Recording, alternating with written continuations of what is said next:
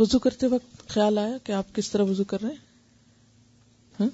وضو میں خاص چیز جس کا آپ کو بہت دھیان کرنا ہے وہ یہ کہ جو اعضاء ہمیں دھونے چاہیے ان میں سے کوئی حصہ خشک نہ رہے، تو پوری توجہ کے ساتھ مل کے یعنی اچھی طرح پھر دھویا جائے. لیکن یہ بھی یاد رکھیے کہ پانی میں اسراف نہیں کرنا اور بہت دیر بھی نہیں لگانی، یعنی وضو سنت کے مطابق ہو لیکن اس میں بھی ایسا مبالغہ نہ ہو کہ جو پھر دوسروں کو یا خود کو مشکل میں ڈال دے. کیونکہ بعض لوگ وہم کا شکار ہوتے ہیں اور وہ بہت دیر تک وضو کرتے رہتے ہیں، پھر بھی ان کی تسلی نہیں ہوتی.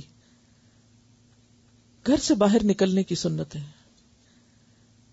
جو شخص گھر سے نکلتے وقت اس دعا کو پڑھے تو شیطان سے اس کی حفاظت کی جاتی ہے. اصل میں شیطان ہمارا کھلا دشمن ہے جو ہر موقع پر ہمارے پیچھے، چاہے ہم گھر کے اندر ہو یا گھر سے باہر ہو.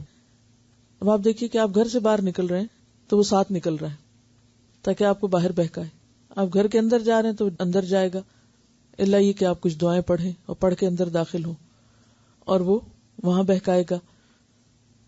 تو یہ اللہ تعالیٰ کا کتنا کرم ہے، کتنی رحمت ہے کہ اس نے ہر موقع پر ایک بہترین مختصر جامع ذکر سکھا دیا اپنے پیغمبر کے ذریعے تاکہ ہم زیادہ سے زیادہ اپنے دشمن سے حفاظت میں رہیں.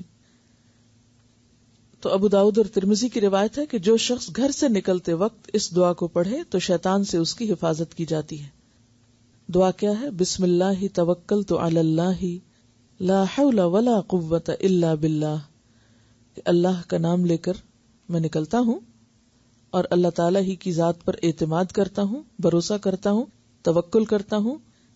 گناہوں سے باز رہنے کی طاقت اور نیکی کرنے کی قوت اللہ تعالیٰ ہی کی مدد سے ہے. یعنی اس میں کسی انسان کا اپنا کوئی کمال نہیں ہوتا. اگر اس کو نیکی کی کوئی توفیق ہو جائے، کسی اچھے کام کا موقع مل جائے اور دوسری طرف گناہوں سے بچنے کی توفیق ہو جائے، کیونکہ انسان کا نفس شیطان اس کو گناہوں کی طرف مائل کرتا ہے. اور اگر انسان ان دو کے شر سے بچ نکلتا ہے تو وہ سمجھے کہ اس پر اللہ کی رحمت ہو گئی ہے، وہ اللہ کی رحمت کا مستحق ہو گیا. اور اگر بچ نہیں سکتا تو اس پر بھی فکر کرنا چاہیے کہ کہیں میں اللہ کی رحمت سے دور تو نہیں ہو رہا. تو یہاں دونوں چیزیں، نیکی کی توفیق اور گناہوں سے بچنے کی قوت. نماز کے لیے مسجد جاتے وقت وقار کے ساتھ قدرے چھوٹے قدم رکھتے ہوئے چلیں، کیونکہ قدموں کے نشان لکھے جاتے ہیں اور ہر قدم پر ثواب ملتا ہے. یعنی قدم گنے جاتے ہیں. جتنے قدم آپ چل کر نماز کے لیے جاتے ہیں اور کسی بھی نیک کام کے لیے، یعنی چونکہ یہاں نماز کے اور وضو کے کانٹیکس میں بات ہو رہی ہے اس لیے اسی کی اگزامپل دی جا رہی ہے. ورنہ انسان اچھے کام کے لیے نکلتا ہے تو بھی قدم لکھے جاتے ہیں، برے کام کے لیے نکلتا ہے گھر سے، غلط کام کے لیے، تو بھی قدم لکھے جاتے ہیں. اب آپ قرآن پاک سیکھنے کے لیے گھر سے نکلتے ہیں، طالب علم ہیں تو آپ کو معلوم ہے کہ طالب علم کے لیے فرشتے پر بچھاتے ہیں راستے میں اور اس کے بھی قدم لکھے جاتے ہیں. وَنَكْتُبُ مَا قَدَّمُوا وَآثَارَهُمْ، تو آثار اثر کی جمع ہے. اثر پاؤں کے نشان کو بھی کہتے ہیں. سورۃ یاسین میں کیا آ رہا ہے کہ ہم لکھ رہے ہیں، نکتب، ہم لکھتے ہیں. ہم سے مراد یعنی اللہ تعالیٰ کے فرشتے اللہ تعالیٰ کے حکم سے لکھ رہے ہیں. آثار پاؤں کے نشان، کوئی شخص کتنے قدم چل کر گیا، یعنی جانا اور وہاں جو نیک کام کرنا وہ تو الگ ثواب ہے، لیکن اس ثواب میں مزید کیا شامل ہے؟ وہ گنتی.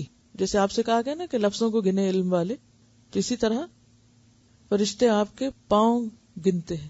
یا پھر آپ گاڑی پر بیٹھ کر آتے ہیں تو کتنا پہیا گھوما، یا یہ کتنے میل یا کتنے فٹ یا کتنے میٹرز آپ سفر کر کے آئے، تو یہ سارا کچھ ساتھ شامل ہوتا ہے.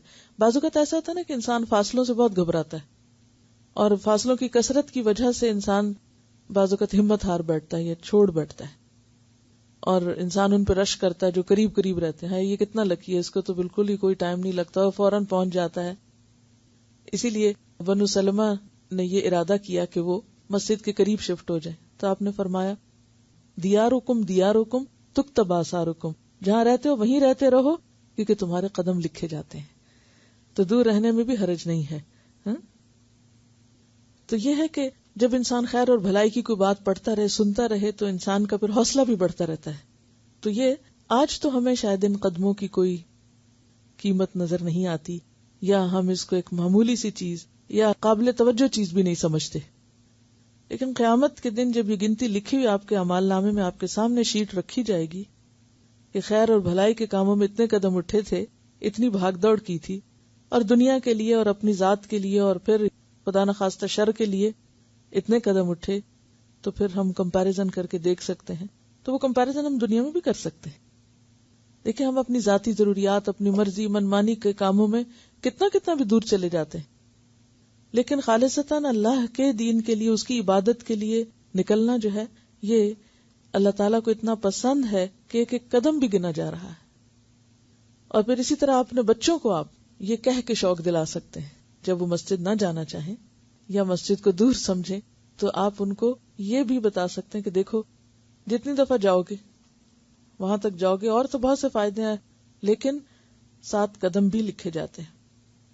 پورے راستے میں اللہ کا ذکر کرتے رہیں، سبحان اللہ، الحمدللہ، اللہ اکبر، کچھ بھی پڑھتے رہیں. یعنی سفر جو ہے وہ ذکر سے خالی نہیں ہونا چاہیے. آپ صلی اللہ علیہ وسلم کے چلنے کا طریقہ، حضرت ابو ہریرہ بیان کرتے ہیں کہ میں نے آپ صلی اللہ علیہ وسلم سے زیادہ تیز رفتار کوئی نہیں دیکھا. یعنی آپ سڑک پر لڑکتے بڑکتے اور ادھر ادھر دیکھتے اور آہستہ آہستہ ایسے نہیں چلتے تھے. یعنی فوکس کرتے تھے کہ کدھر جا رہے ہیں اور پھر تیز چل کے جاتے تھے. لیکن تیز چلنے کا مطلب بھاگنا نہیں یا دوسروں کو پش کرنا نہیں، اپنی رفتار کے اوپر جماؤ کے ساتھ. زمین گویا کہ لپٹتی جاتی تھی. ٹھیک ہے، یعنی چلتے وقت آپ تیزی سے فاصلہ طے کر لیتے تھے. ہم آپ کے ساتھ چلنے میں مشکل محسوس کرتے تھے کیونکہ آپ آگے نکل جاتے. ہمیں اپنی پیس کو یعنی برقرار رکھنے کے لیے تیز چلنا پڑتا تھا، اور آپ اپنی معمول کی رفتار سے چلتے تھے. یعنی تیز بھی چلتے تھے، لیکن آپ کے چلنے سے یہ نہیں ظاہر ہوتا تھا کہ آپ ہیسٹلی چل رہے ہیں یا آپ جلدی کر رہے ہیں.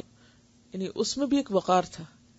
تو بعض لوگ تیز چلتے ہیں تو وہ چلنا شروع کر دیتے ہیں، یا تیز چلتے ہیں تو وہ پتہ چلتا ہے کہ جی بہت تیز چل رہے ہیں. تیز چلیں بھی، لیکن اس میں بھی شو آف نہیں کریں کہ آپ بہت تیزی میں ہیں یا تیز ہیں. اور اسی طرح یہ ہے کہ خاص طور پر جب ایک شخص حجاب پہن کر اور دین کے نمائندے کے طور پر گھر سے باہر نکلتا ہے، تو سڑک پر چلتے وقت یا بازار میں چلتے وقت یا دین سیکھنے کے لیے آتے ہوئے چلتے وقت اپنی وقار میں، اپنی نگاہ میں، اپنے ہر چیز میں خاص طور پر خیال رکھنا چاہیے کہ کوئی چیز اللہ تعالیٰ کی نافرمانی کی نہ ہو، بلکہ ہمارا چلنا بھی دوسروں کے لیے اسلام کا ایک بہترین پیغام ہو. آپ جب چلتے تو کچھ جھک کر چلتے تھے، یعنی اکڑ کے نہیں چلتے تھے بلکہ جھکے ہوئے ہوتے تھے، گویا آپ بلندی سے اتر رہے ہو. اس میں ایک اور خوبی یہ ہے کہ جب انسان جھک کے چلتا ہے تو سامنے دیکھ کے چلتا ہے. جب انسان منہ اٹھا کے چلتا ہے تو اس کو یہ نہیں پتا چلتا کہ آگے کیا آ رہا ہے. آپ صلی اللہ علیہ وسلم جب کسی اونچائی پر چڑھتے تو اللہ اکبر اور نیچے اترتے تو سبحان اللہ کہتے. یعنی خواہ آپ ڈرائیونگ کر رہے ہوں یا پیدل چل رہے ہوں، اگر آپ اوپر کو جا رہے ہوں تو اللہ اکبر کا ورد شروع کر دیں، اور نیچے کو آ رہے ہوں تو سبحان اللہ پڑھتے جائیں. ویسے تو کوئی بھی ذکر کر سکتے ہیں، لیکن اگر نبی صلی اللہ علیہ وسلم کی سنت میں وہی اذکار کیے جائیں تو زیادہ اجر و ثواب ہے. آپ نے نوٹ کیا ہوگا کہ آپ کے یہاں سے بھی نکلتے وقت دروازے کے ساتھ ایک دعا لگائی گئی، اور اندر داخل ہوتے وقت بھی، اور ایک ریمائنڈر کے طور پر دروازوں پہ لگایا گیا ہے تاکہ ہم خیر کے ساتھ اندر داخل ہوں اور خیر کے ساتھ باہر نکلیں. ان دعاؤں کے علاوہ یعنی باہر نکلنے کی وہ دعا بھی موجود ہے جو وہاں لگی ہوئی ہے. اللہم انی اعوذ بک من ان اضل او اضل او ازل او ازل او اظلم او اظلم علی او اجہل او یجہل علی. کیا معنی ہے اس کا؟ کہ اے اللہ میں تیری پناہ میں آتا ہوں اس بات سے کہ میں خود بھٹکوں یا کسی اور کو بھٹکاؤں. اب آپ سیکھنے کے لیے اب آ رہے ہیں یا کوئی سکھانے کے لیے آ رہا ہے اور یہ دعا پڑھ کے وہ گھر سے نکلتا ہے تو انشاءاللہ اللہ کی حفاظت میں ہوگا، کوئی آپ کو نہیں بھٹکا سکے گا. میں پھسلوں یا کوئی مجھے پھسلائے، یعنی نیکی کے راستے پر استقامت نہ رہنا پھسلنا مراد ہے. اور لٹرلی پھسلنا بھی، انسان سڑک پر نکلتا ہے، کوئی چھلکا آیا گرا، کہاں سے کہاں پہنچ گیا، تو وہ اسکڈ کرنا یا پھسلنا جو ہے اس سے پناہ مانگی گئی ہے. اور پھر میں کسی پہ ظلم کروں یا مجھ پہ کوئی ظلم کروں، نہیں میں کسی کے ساتھ زیادتی کروں یا کوئی مجھ سے زیادتی کرے. اور آخری چیز کہ میں کسی کے ساتھ جہالت برتوں یا کوئی میرے ساتھ جہالت برتے، یعنی معاملے میں خرابی کرے.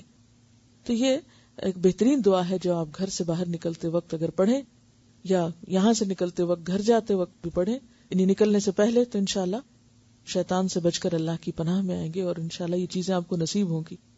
یہ اذکار جو ہیں سارے وظیفوں سے بہترین وظیفے ہیں کہ جو اللہ کے رسول صلی اللہ علیہ وسلم کی سنت بھی ہیں, اور آپ سے بڑھ کر حکمت کس کو نصیب ہوئی ہوگی کوئی آپ سے بڑھ کے وظیفہ بتا سکے.